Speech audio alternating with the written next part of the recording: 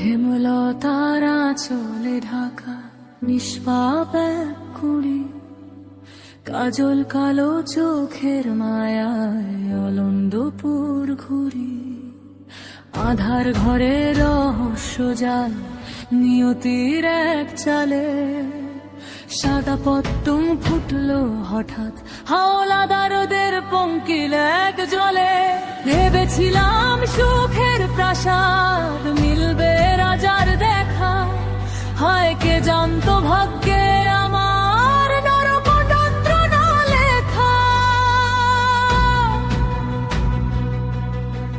নায়ক লিখন দূরে কাঁদে নীরব প্রেমের টানে, আমার